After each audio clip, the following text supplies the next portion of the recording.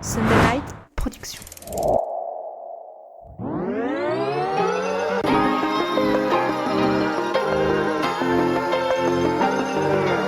Bienvenue sur le podcast Dans la tête d'un cycliste, l'émission dédiée à tous les passionnés de vélo sous toutes ses formes. Chaque semaine, Arnaud Manzanini part à la rencontre de celles et ceux qui font le cyclisme pour nous inspirer et nous aider à nous améliorer.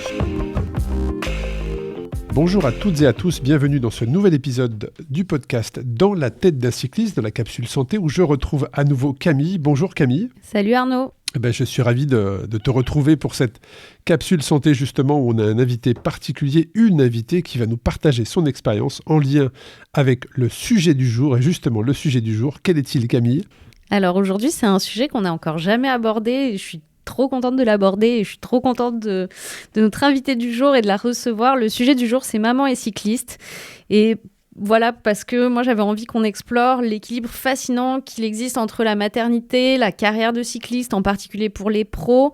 Et voilà, on reçoit une femme extraordinaire que j'ai eu la chance de rencontrer sur le Tour Femmes cette année. C'est Pascale Jolland-Tranchant. Donc Pascale, pour celles et ceux qui ne la connaissent pas déjà, c'est une cycliste française et ancienne pro. Elle est championne du monde du scratch et elle a été championne du monde militaire en route en 2013. Elle compte pas moins de 15 titres de championne de France sur piste, si je me gourre pas. Et Pascale, elle est également maman. Et on avait eu l'occasion de parler un petit peu de tout ça lors de notre rencontre. Et c'est elle qui m'a inspiré ce podcast. Et quand je lui ai proposé de l'interviewer, elle m'a dit oui. Donc bonjour Pascale. Et voilà, on est vraiment hyper content de te recevoir. Merci, moi aussi ça me fait plaisir que tu aies pensé à moi pour ce podcast, donc c'est toujours un sujet qui me tient à cœur de parler de la maternité et le sport de haut niveau parce que déjà moi ça fait 6 ans donc j'ai vécu ça, donc ça fait déjà quelques temps, mais je pense que c'est toujours bien d'en parler parce que ça reste quand même nouveau, donc de pratiquer du sport au niveau professionnel et d'avoir un enfant et de reprendre après, donc voilà, c'est toujours intéressant d'échanger sur le sujet.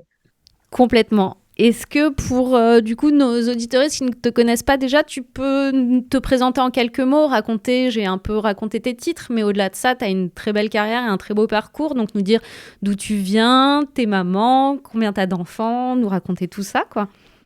Oui, alors moi j'ai commencé le cyclisme à 11 ans, donc j'ai fait de la piste et de la route. Donc moi j'étais employée par le ministère des Armées pour vivre du cyclisme parce que avant, enfin, c'était pas encore très professionnel, donc fallait vraiment se débrouiller comme on pouvait. Et donc j'ai eu un contrat avec l'armée, donc c'était à partir de 2011. Donc voilà, donc ce qui m'a permis de continuer donc jusqu'à la fin de ma carrière. Donc j'ai arrêté en 2019 et j'ai eu ma première fille en 2017. Voilà. Et maintenant j'ai 3 filles. Donc j'ai arrêté ma carrière pour ma première grossesse, j'ai repris la compétition et après j'ai re-arrêté pour avoir ma deuxième et maintenant j'ai une troisième petite fille. Tu vas nous raconter justement, notamment la première grossesse, même s'il y en a eu d'autres, tu viens de nous le dire, mais avant qu'on rentre justement dans cet échange autour de la grossesse et être maman à vélo, sur son vélo, tout en ayant une carrière et plein de choses à faire à côté. Quel est ton avis aujourd'hui, parce que tu l'as dit, il y a déjà quelques années qui ont passé, depuis ta première grossesse. Quel est ton avis, quelle est ton opinion sur cette évolution du cyclisme féminin ? Alors, je pense que il y a une très bonne évolution par rapport au professionnalisme chez les filles pour les meilleures équipes. Mais après, c'est compliqué en fait. Si tu es vraiment au top niveau, tu peux réussir à avoir un salaire décent et tout ça. Mais après, si tu restes dans une équipe continentale, il y a toujours pas assez de moyens pour vraiment aider une fille à être professionnelle. Donc il y a vraiment encore des différences de statut, mais qui sont quand même comblées par rapport à mon époque. Enfin, à mon époque, il y a pratiquement personne qui arrivait à vivre du cyclisme. Maintenant, si vraiment on arrive à atteindre le très haut niveau, on peut toujours arriver dans une équipe World Tour qui va nous assurer un salaire. Mais les places sont vraiment très chères et c'est pour ça il y a quand même beaucoup de cyclistes qui n'arrivent pas à en vivre vraiment quoi. Donc ça reste vraiment très compliqué. Et c'est vrai, quand on parle de grossesse et de professionnalisme, il y a une équipe à laquelle je pense, qui est l'équipe Trek Segafredo, qui communique beaucoup. Alors après, c'est peut-être, il y en a probablement dans d'autres équipes, hein. Mais en tout cas, je trouve que cette équipe dégage une image où, en tant que femme, on peut s'épanouir dans cette équipe, on peut créer une famille, fonder une famille, avoir un enfant et reprendre sa carrière. Je pense à celle qui a été la première à gagner Paris-Roubaix chez les femmes notamment, hein, cette coureuse américaine. Mais il y a aussi actuellement la championne du monde du chrono. Je n'oserais pas prononcer son nom parce que c'est de consonance hollandaise, donc, mais tout le monde voit, enfin, en tout cas, pense à la même personne, hein, cette coureuse qui nous vient des Pays-Bas, qui a été championne du monde en chrono et qui aujourd'hui a eu un autre enfant puisqu'elle avait déjà un enfant auparavant. Donc voilà, je trouve que cette équipe donne une image très positive du cyclisme féminin. Quel est ton regard sur ça, toi? Alors, en fait, mon regard, en fait, c'est qu'au niveau des équipes World Tour, donc maintenant, tous les cyclistes peuvent bénéficier d'un congé maternité. Donc, elles se disent, bah, si on veut avoir un enfant, on a les moyens de le faire, on va toujours avoir un salaire pendant notre période de grossesse et tout ça.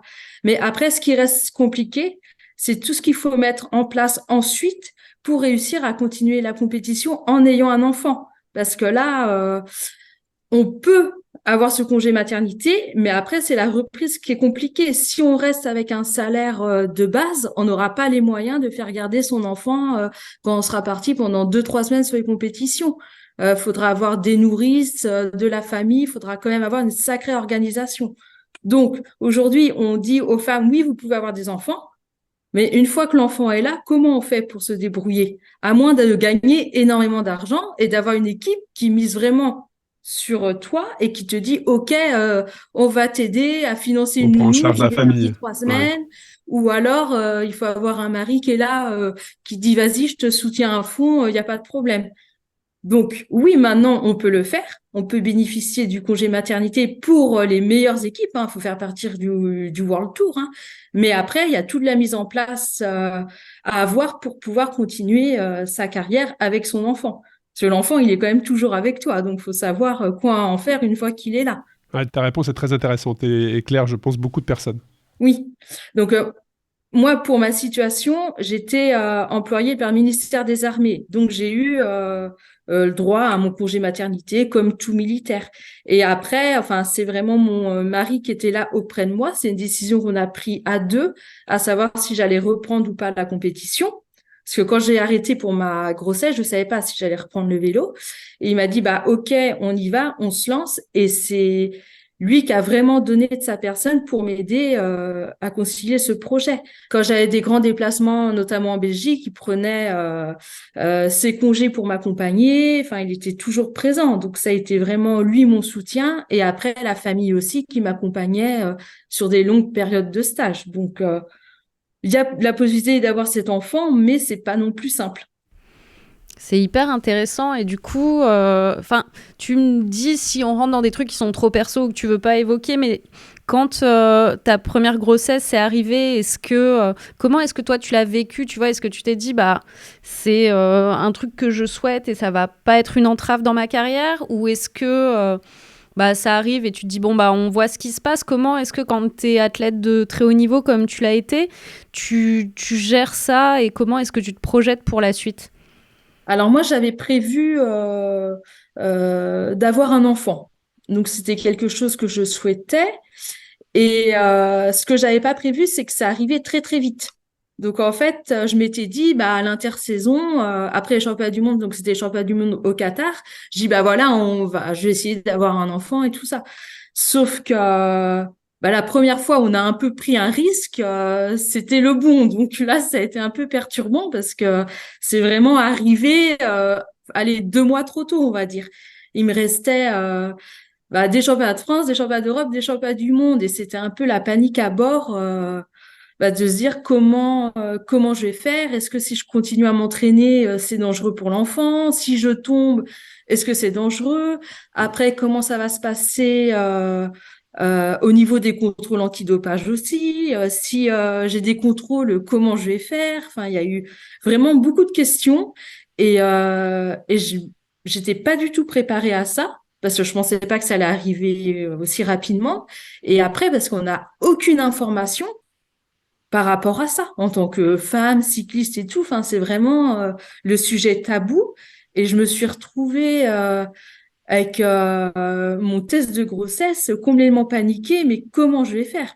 Alors du coup, j'ai eu la chance en fait d'avoir eu un médecin de l'équipe de France qui était gynécologue, Thierry Adam, qui était à Toulouse. Donc moi, j'habite à Bordeaux. Donc direct, je l'ai appelé, je dis comment je fais.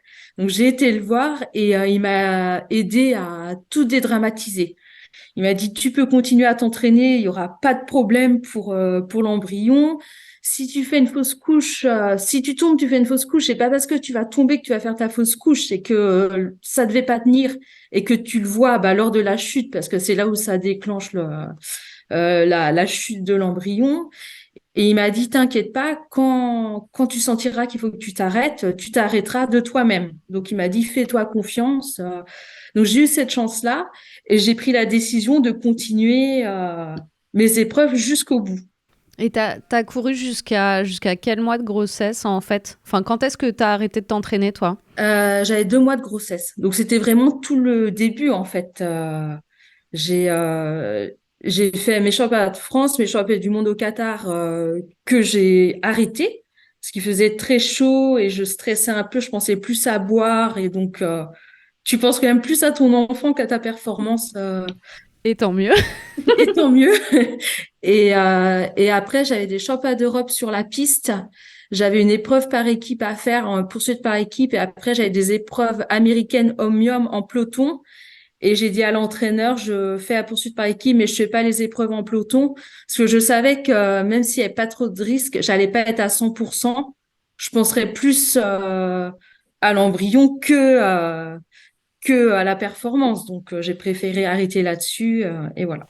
Et t'es revenu après à l'entraînement, combien de temps après ta grossesse? Alors, j'ai 1 mois et demi, j'ai repris l'entraînement après l'accouchement. Ok. Mais pendant la grossesse, j'ai les 2 premiers mois, donc j'ai continué à faire des compétitions. Et pendant 7 mois, j'ai pas du tout roulé. Enfin, je marchais beaucoup. Enfin, voilà, je savais pas si j'allais reprendre le cyclisme ou pas. Et comment est-ce que tu as dû adapter ton emploi du temps pour justement concilier l'entraînement, qui parfois est intensif quand on fait de la compétition, avec justement cette préparation au rôle d'être maman, cette nouvelle responsabilité. Et puis, une fois que tu as repris, comment ça a influencé ton approche de la compétition? Alors, déjà au départ, bah après moi c'était que les 2 premiers mois de grossesse où j'ai continué à rouler, donc et je l'ai pas su tout de suite, donc en fait j'ai pas du tout pensé à ça. Je faisais mes entraînements comme tout le monde. Après, je ressentais au niveau de mon corps des sensations différentes. Enfin, tout de suite j'ai senti qu'il y a quelque chose qui se passait au niveau du corps, donc j'avais pas les mêmes sensations. Enfin, j'étais quand même beaucoup plus fatiguée. Enfin, je percevais des choses inhabituelles, mais après, ça a été assez vite et comme j'en avais parlé à personne, enfin, j'ai rien adapté du tout. J'ai fait ce qu'on me demandait de faire au niveau des entraînements. Et puis après, par contre, la reprise, ça s'est passé beaucoup plus facilement que prévu. J'avais énormément de force et d'endurance alors que j'avais pas roulé pendant 6 7 mois. Alors j'ai accouché au mois de mai, j'ai repris au mois de juillet et au mois d'octobre, je retrouvais mes mêmes valeurs de PMA. Ça, c'est super intéressant. Ça, c'est Ouais. super intéressant ce que tu partages, parce que ça doit pouvoir probablement à toutes les femmes qui nous écoutent et qui veulent aller vers une maternité, mais qui se posent beaucoup de questions. Très clairement, là, tu casses des codes et tu réponds très clairement que on peut être maman et rapidement retrouver son Ah niveau. oui, je pense que, enfin moi, l'année où j'ai repris l'entraînement après la grossesse, j'étais beaucoup plus performante que les années d'avant grossesse. La première année. Et toute la reprise d'entraînement a été vraiment facile, simple. Et est-ce que tu appréhendais cette reprise de compétition? Ah oui, oui. Déjà, alors après, moi, j'étais plus dans mon équipe, donc il fallait que je retrouve une autre équipe professionnelle. J'ai été en Belgique, donc j'ai contacté le manager de l'équipe. Donc déjà, je savais pas s'il souhaitait me reprendre parce que pendant 7 mois, j'avais pas fait de vélo, donc j'étais dans l'inconnu complet. Et lui, il m'a tout de suite fait confiance. Il me fait, oui, oui, si, je vais bien te prendre. Donc là, la première étape était validée. Je savais que j'avais retrouvé une équipe pour reprendre la compétition. Et après les entraînements, je voyais bien que j'arrivais à les enchaîner et que voilà, peut-être le premier mois était, fallait bien reprendre les automatismes et puis après, il y a quand même une perte de musculature, donc faut refaire quand même bien du gainage, hein, bien reprendre, mais ça va vraiment très vite et la première course que j'ai faite, c'était avec les hommes, je me suis vraiment étonnée parce que j'avais retrouvé mon niveau, même mieux au bout de 6 mois d'entraînement. Et est-ce que vous en parlez entre filles? C'est-à-dire, est-ce que dans le peloton, avant accouchement et après, je sais pas, les filles, les femmes venaient te poser des questions ou est-ce que tu as vraiment fait ça tu t'es senti presque seule, je dirais même dans cette époque-là, dans ce passage-là de ta vie? Pendant la grossesse, c'était très récent, donc j'en parlais pas. Enfin, j'en ai parlé une fois que je savais que j'arrêtais. Et après, au niveau de la reprise, non, j'en ai pas forcément parlé. Après, des cyclistes sont venus me parler quand elles sont, enfin, il y en a pas eu beaucoup, mais sont tombées enceintes et qui avaient les mêmes peurs que moi au début, qui essayaient vraiment d'avoir mon expérience pour voir comment s'était passé mon début de grossesse et si elles pouvaient continuer le vélo, les compétitions, jusqu'à quand. Donc là, j'ai eu des filles qui sont venues me poser ce genre de questions. Et aujourd'hui, est-ce que tu penses que ça a évolué dans le peloton, ces questions-là, ou est-ce que c'est les mêmes codes, je dirais, les mêmes sujets tabous qu'aux années où tu étais à très haut niveau? Je pense que ça a évolué dans le sens où maintenant il y a quand même plusieurs cyclistes qui ont eu des enfants et qui ont repris, et les filles du coup se disent que c'est possible de le faire. Et voilà, après il y a un exemple à montrer, et après tout le monde suit, c'est possible. Et je pense que si j'avais voulu le refaire maintenant, j'aurais poussé l'entraînement beaucoup plus loin que de m'arrêter au bout de 2 mois. Je pense que avec le recul que j'ai et la grossesse que j'ai passée, enfin après j'ai eu d'autres grossesses, je pense qu'une fille qui veut vraiment reprendre sa carrière, elle peut continuer à rouler pratiquement jusqu'à la fin de sa grossesse, hein. Non, c'est intéressant. Il y a quelque chose qui m'a interpellé tout à l'heure. Tu as parlé ou quand tu as su que tu étais enceinte, justement, tu t'es posé tout un tas de questions, notamment sur le dopage. Est-ce que tu peux nous expliquer les conséquences du fait d'être enceinte et justement les conséquences sur un contrôle antidopage?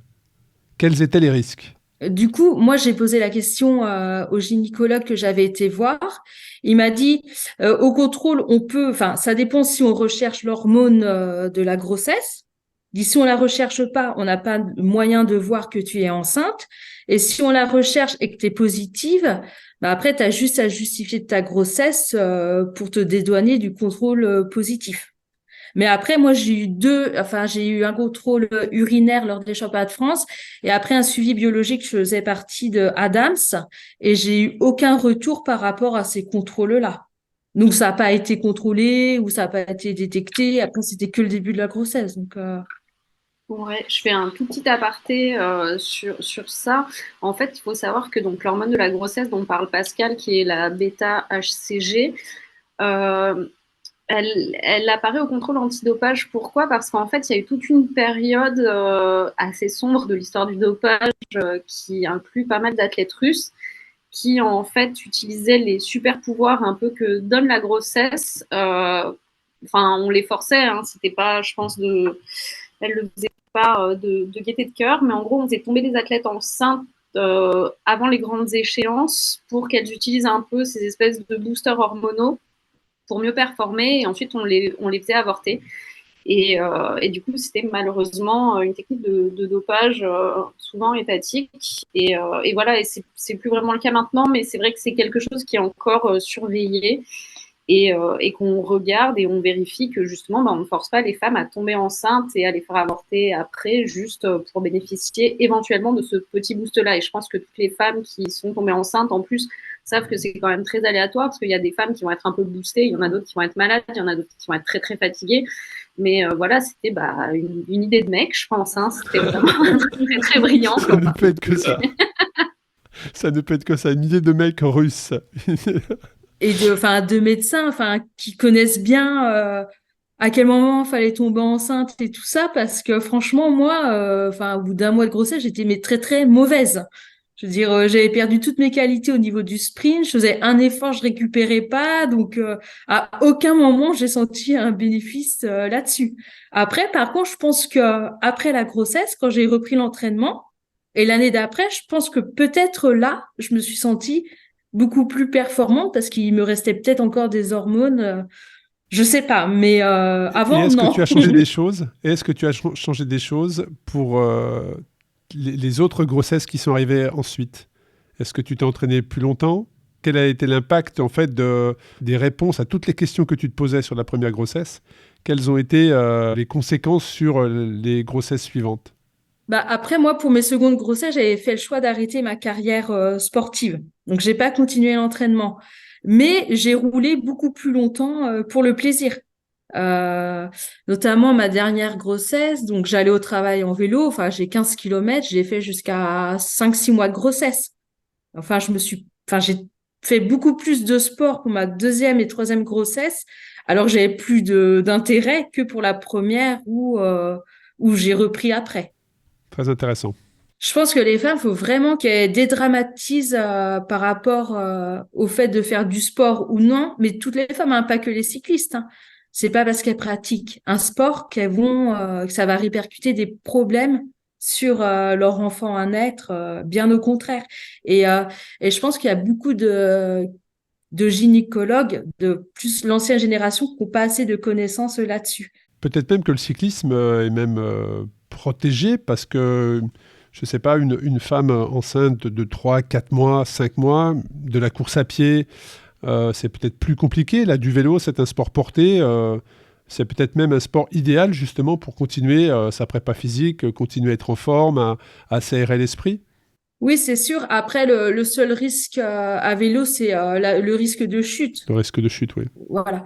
Mais non, je pense que même une personne qui a une grossesse qui se passe sans souci peut aller courir tant qu'elle le sent. Hein. Je pense qu'il n'y a pas trop de problème. Après, faut vraiment voir si au niveau médical c'est possible. Et après, il faut vraiment que les gynécologues revoient un peu leur copie par rapport à ça. Moi, mon gynécologue attitré à Bordeaux, c'était un gynécologue un peu ancienne génération. Quand je lui ai dit que j'allais continuer le sport de haut niveau en étant enceinte, enfin, C'est intéressant ce que tu dis parce que ce qui veut dire qu'aujourd'hui, euh, les équipes pro team ou continentales, en tout cas les équipes structurées chez les femmes, ont, je l'espère, mais probablement dans leur staff médical, des personnes qui ont ces compétences-là justement pour accompagner les femmes le mieux possible, en tout cas pour celles qui veulent constituer une famille. Je sais même pas si c'est une constatation, une question que je pose, parce que je n'ai jamais eu ce retour-là de la part des filles qui sont professionnelles avec qui on a échangé, pas forcément sur ce sujet-là, mais ça peut devenir une question d'ailleurs. C'est est-ce que tu sais aujourd'hui, peut-être que Camille a la réponse d'ailleurs, si dans les staffs des équipes féminines, il y a aujourd'hui, les médecins en tout cas sont au courant, sont formés pour ce genre de questions. je pense pas. Je pense qu'il n'y a pas assez de recul, pas assez de recul par rapport à la femme, au sport, à la grossesse. Je pense que il y a encore beaucoup de travail pour enlever un peu tous les clichés du sport pendant la grossesse. Ouais, et c'est vrai que quand on voit encore Annemiek van Vleuten qui arrête sa carrière à 40 ans aujourd'hui, alors qu'on pense toujours que le cyclisme à haut niveau est une courte durée, on n'a pas assez de recul sur ça justement en comparant les carrières chez les femmes et chez les hommes, mais très clairement, et avec ce témoignage que tu nous fais formidablement bien aujourd'hui, je pense que les femmes aujourd'hui peuvent intégrer dans leur carrière professionnelle le fait de fonder une famille, très clairement. Moi, avec le recul que j'ai, après, les difficultés ont été après au niveau de l'organisation. Parce que quand tu as un enfant, c'est très dur de se dire je vais partir 3 semaines et laisser mon enfant qu'à 1 an. Enfin, moi, je voulais tout le temps que ma fille soit avec moi. Et après, là où c'est compliqué, c'est qu'il faut qu'il y ait du monde qui t'accompagne. Ouais, c'est toute la logistique qu'il y a derrière. Et après, il faut avoir de l'argent pour payer la personne qui vient. Enfin, moi, mon mari, il m'a accompagné sur des championnats du monde et tout pour pas que je sois trop longtemps sans l'avoir et tout. Enfin, ça a vraiment un coût financier. Et je me souviens, mes parents, ils sont venus. J'avais un stage de 3 semaines au Portugal en équipe de France. J'ai dit à mes parents, venez 3 semaines, prenez un logement à côté avec Louise, et ils étaient là, comme ça je pouvais la voir, enfin, en essayant de concilier les deux, quoi. Donc c'est là vraiment la difficulté. C'est après la grossesse pour avoir son enfant. Après, tu peux pas toujours l'emmener, mais tu peux pas non plus être trop longtemps sans voir l'enfant. Ouais, ça met en perspective ce que me disait également Tiffaine Laurence sur les stages, où aujourd'hui, tu prends les coureurs hommes, ils sont en stage toute l'année. Très clairement, ils sont en stage tout le temps. S'ils ne sont pas sur le vélo pendant les courses, ils sont en stage. Et bien chez les filles, Tiffaine m'expliquait que aujourd'hui, le côté finance a un rôle très très important, puisque les filles, probablement aussi que les hommes qui ne sont pas les grands champions, doivent financer par eux-mêmes leur stage. Ce qui veut dire que chez une femme, si tu veux être performante, tu dois avoir les finances pour faire garder ton enfant, et en plus avoir les finances pour financer tes stages et être performant. Donc peut-être que tu peux concilier les deux, c'est-à-dire financer un stage dans lequel tu emmènes ton enfant et ton ami, ta famille ou une nourrice, mais ça rajoute une composante où c'est vrai que pour le cyclisme féminin, il faut vraiment une toute autre approche quand tu souhaites fonder une famille, très clairement. Oui, c'est ça le plus dur. Après, une cycliste qui a un désir d'enfant à 25 ans, elle peut se dire, voilà, je fais ma grossesse, je reprends après. Je trouve que là, c'est pas compliqué. Au niveau médical, au niveau de la performance et tout, on peut très bien avoir un enfant et redevenir hyper performante. Et voilà. Les seules problématiques, c'est après comment s'organiser avec son enfant. Très intéressant. Je laisse la parole à Camille parce que je sais qu'elle a encore plein de questions pour toi, mais en tout cas, ça nous donne, ça met vraiment en lumière beaucoup de sujets. Je réfléchissais à tout ça aussi et je me dis, tu me dis ce que tu en penses, Pascal, mais c'est aujourd'hui dans les équipes pro, bien sûr qu'il y a la question des salaires pour les femmes parce que l'argent, ça reste le nerf de la guerre et que c'est super important, mais j'ai quand même l'impression qu'il y a aussi tout l'aspect physiologique et émotionnel d'être une femme qui n'est pas forcément prise en compte, dans le sens où, sur l'aspect physiologique, je pense notamment à la prise en compte des cycles féminins, au-delà de juste la grossesse, qui est un truc, c'est un événement d'une vie, etc. Mais c'est vrai que gérer les problématiques de cycle, gérer les problématiques d'endométriose, je pense notamment à mon amie Claire Laforgue, qui est maintenant entraîneuse et voilà, et qui fait sa thèse sur les règles. Mais ça, c'est important pour les femmes et je pense que demain, les staffs doivent être meilleurs là-dessus. Bien Et sûr. de deux, ce que tu dis, Pascal, aussi, c'est qu'au final, si les coureuses pro sont performantes et le reste malgré la grossesse, c'est surtout comment est-ce qu'on accompagne l'après. Parce que c'est cool, hein, les mecs qui sont toute l'année sur la route et qui font leur stage et qui font des grands tours, etc. Et leur femme, elle est toujours au cul du bus avec le gamin dans les bras tous les jours parce qu'ils gagnent des salaires qui leur permettent ça aussi. Hein. Et aujourd'hui, pour les femmes, il y a non seulement cette pause que t'impose la grossesse et en plus, il y a l'après. Et il y a le fait d'avoir envie de voir tes enfants grandir, le lien émotionnel que tu crées avec eux. Et ça, c'est, à mon avis, c'est un vrai sujet pour les équipes pro, quoi. Oui. Moi, c'est vraiment ce qui a été le plus dur, en fait, de me voir me séparer de l'enfant sur des longues périodes. Parce qu'à un moment, je me disais un peu, j'étais très heureuse de reprendre la compétition après avoir eu ma fille, parce que quand je suis tombée enceinte, j'ai pas eu l'impression d'avoir terminé ma carrière. Il me manquait quelque chose. Et je dis, je reprends, ça s'est bien passé. Et après, j'ai arrêté quand elle devait avoir 1 an et demi ou 2 ans. Et là, je me suis dit, c'est bon, j'ai fait le tour de la question. J'ai envie d'arrêter, j'ai pas envie d'aller plus loin. J'ai tout vu, j'ai tout vécu au niveau du vélo. Je veux pas plus. Mais là, j'ai senti que je voulais arrêter ma carrière.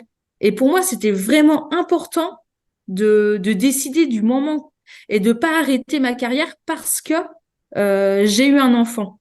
Je voulais pas subir l'arrêt parce que j'avais décidé d'avoir un enfant et que après, voilà. Donc, je voulais vraiment décider le moment. Et c'est vrai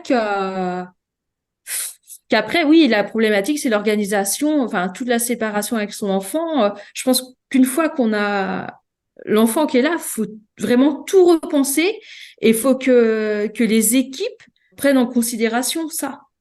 Et peut-être que C'est l'équipe intéressant Est ce que tu dis, le hein. fait aussi. Faut que, voilà. Maintenant, on veut faire évoluer le cyclisme féminin, mais une femme, c'est pas comme un homme. Il y a tous les autres paramètres à prendre en compte. Non, mais c'est intéressant ce que tu dis, c'est au niveau de la séparation. C'est vrai qu'aujourd'hui, et la preuve en est aujourd'hui, c'est que tu es à Bordeaux, nous on est à Lyon avec Camille. Il y a cette distance, on fait un Zoom, un FaceTime, on peut se voir et tout, c'est très bien. Mais avec un enfant et un nourrisson, le lien physique avec la maman est très très important. Et ça, c'est pas une visio le soir après la course ou après l'entraînement en stage d'altitude qui va compenser ça. Donc il y a tout un paramètre, tous ces paramètres-là à prendre en compte très clairement. Mm. Ben, après, je pense que si une équipe est vraiment ouverte, donne vraiment la place de la femme et de son enfant et tout ça, tout peut être mis en place. En fait, je pense que c'est vraiment important d'écouter la maman. Si la maman veut reprendre le vélo, elle se donnera le moyen de reprendre et d'être performante. Mais il faut qu'elle soit bien dans sa tête, qu'elle soit bien avec son enfant. Donc en fait, il faut vraiment tout gérer dans la globalité. Et si la maman, elle se sent bien, elle sera performante et elle regagnera des courses, hein. J'ai une dernière question, moi, Pascal, sur si tu avais un conseil en fait à Donner à une athlète qui aujourd'hui a envie de devenir maman ou peut-être est en train de le devenir et bah toi maintenant tu as cette expérience et en tant qu'athlète et en tant que super maman parce que tu as 3 petites filles, est-ce que tu as un conseil ou un truc que toi tu aurais peut-être aimé qu'on te dise au moment de ta première grossesse et qui t'aurait aidé ou fait gagner du temps? Bah déjà qu'on me dise que c'est possible, que la personne va redevenir performante si elle a envie de redevenir performante, que c'est juste une question de volonté, que ça changera pas et qu'il faut bien qu'elle anticipe le après, voilà, au niveau de l'organisation, qu'elle sache bien où elle veut aller. Et après, il y a toute la vie de maman et d'athlète qui est en jeu. Est-ce qu'elle a quelqu'un qui peut l'aider pour l'accompagner? Est-ce que financièrement, elle peut le faire? Est-ce que si elle est dans une équipe, l'équipe est d'accord là-dessus? Moi, j'ai eu la chance aussi de reprendre dans une équipe belge où on était 3 filles dans la même équipe à avoir un enfant. Et notre manager, il était, non, mais c'est très bien, l'enfant, il pouvait venir avec nous, enfin, ça posait pas de problème. Enfin, pas sur des longues périodes de stage, mais moi, mon mari, il est venu 3 semaines en Belgique avec moi pour faire les classiques. Enfin, j'étais tous les jours avec ma fille, quoi. Et je sentais pas de contrainte au niveau de l'encadrement sportif. Et c'est ça qui est important. Si on sent que tout le monde est OK par rapport à toi, ton enfant, ça peut que bien se passer. Et c'est là encore où les mentalités doivent changer. Et est-ce que c'était un team entièrement composé de femmes ou est-ce que c'était un team dans lequel il y avait des hommes dans l'encadrement? Ah bah il y avait que des hommes dans l'encadrement. Après voilà, les sportives ont été que des filles et voilà. Après j'ai l'impression que dans les pays comme la Belgique, en Hollande et tout, enfin c'est plus démocratisé de d'avoir un enfant, de reprendre. Je trouve que c'est plus fluide. Il y a moins de questions qui se posent par rapport à ça. C'est t'as envie, bah fais-le et puis on va trouver des solutions, quoi. Je voulais aussi dire un truc hyper important, enfin pas que pour les cyclistes, mais à chaque fois que j'ai fait du sport en étant enceinte, je n'ai pas été malade. Les jours où je m'entraînais, tout allait bien. Et les jours où j'avais pas d'entraînement, j'étais couchée au lit, la nausée, et j'étais hyper malade. Donc je faisais une marche, du vélo, un peu tous les jours pour vaincre tous les symptômes de la grossesse. Et ça, je trouve que c'est important aussi de le souligner, quoi. Pour... Ouais, c'est bon à savoir. Non, non, mais t'as raison, c'est important de le dire. Très intéressant. Est-ce que tu as des anecdotes ou des moments justement de fierté ou qui pourraient inspirer les gens qui nous écoutent que tu as vécu en tant que maman athlète? C'est-à-dire qu'une fois effectivement, tu nous parlais de classique belge, hein, peut-être que ça en fait partie, mais est-ce que tu as des anecdotes comme ça, des moments de fierté où tu te disais, ben voilà, je suis effectivement très très fier d'être une cycliste professionnelle, mais aussi une maman? Alors j'ai été fière, surtout d'amener ma fille sur les courses avec moi. Après j'avais fait une course en Belgique, j'avais fait un podium, je suis montée avec elle et c'était C'est la un beau Lotto souvenir. Cup. J'ai eu le maillot de la leader pendant ma deuxième épreuve, je crois, donc elle était avec moi. Enfin ça reste vraiment des souvenirs inoubliables. J'ai été championne de France après la grossesse sur la piste. J'ai eu un titre de championne de France, donc je mets le maillot bleu, blanc, rouge, j'ai ma fille dans les bras. Donc tout ça, c'est génial, quoi. Et maintenant, alors, je pense qu'elle a oublié, mais elle sait qu'elle a vécu ces moments avec moi. Et après, elle le raconte à ses sœurs. Elle dit à sa deuxième sœur, ah, mais moi, maman, j'allais sur les courses avec maman, j'ai pris l'avion avec papa, toi, t'as jamais pris l'avion. Enfin, elle, elle se Ça va valorise. chambrer à la maison. Ouais, par rapport à la deuxième qui a pas connu ça en fait. Donc elle s'en souvient plus, mais le fait qu'on lui raconte cette vie, elle est hyper fière et contente d'avoir vécu ça. Ah, c'est super intéressant ce que tu partages. On arrive sur la fin de l'épisode. Est-ce que Camille, tu as d'autres questions sur ce sujet? Non, j'ai plus de questions, mais vraiment merci Pascal d'avoir pris le temps de partager tout ça avec nous parce que c'est hyper beau, c'est hyper intime et t'es une personne tellement authentique et c'est trop chouette. Tu vois, je pense que pour plein de femmes qui vont écouter l'épisode, tu rends ça possible. Tu dédramatises le truc et tu montres à quel point, t'es épanouie et t'es épanouie en tant que sportive, t'es épanouie en tant que maman et bien sûr que c'est un défi, bien sûr que c'est un challenge, mais je pense que t'es une grande source d'inspiration et de motivation pour plein de meufs, donc merci beaucoup d'être venue avec nous.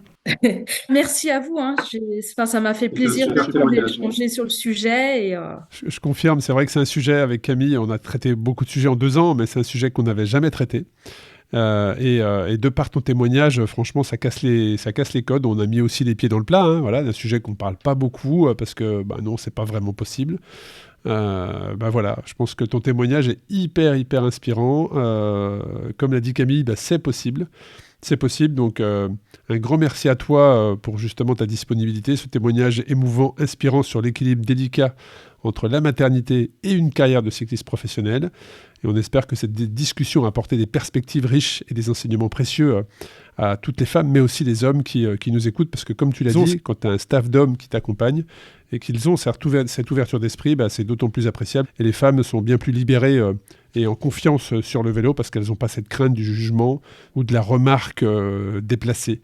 Donc un grand merci à toi. Et puis si cet épisode vous a touché ou si vous connaissez quelqu'un qui pourrait bénéficier de ces conseils, de cette inspiration, n'hésitez pas à lui partager. N'hésitez pas également à nous faire vos retours sur les sujets que vous aimeriez qu'on traite avec Camille. On apprécie également beaucoup ce genre de messages. Et puis toutes les mamans cyclistes, toutes les femmes, équilibrant leur maternité justement entre carrière professionnelle et sportive, un grand respect pour tout ça. Merci de nous avoir rejoints et rappelez-vous que les rêves et les responsabilités familiales peuvent coexister harmonieusement avec détermination et soutien. Un grand merci pour ce témoignage, un grand merci Camille pour ta participation à cet épisode et puis je vous dis à très bientôt pour un nouvel épisode du podcast Dans la tête d'un cycliste. Merci beaucoup.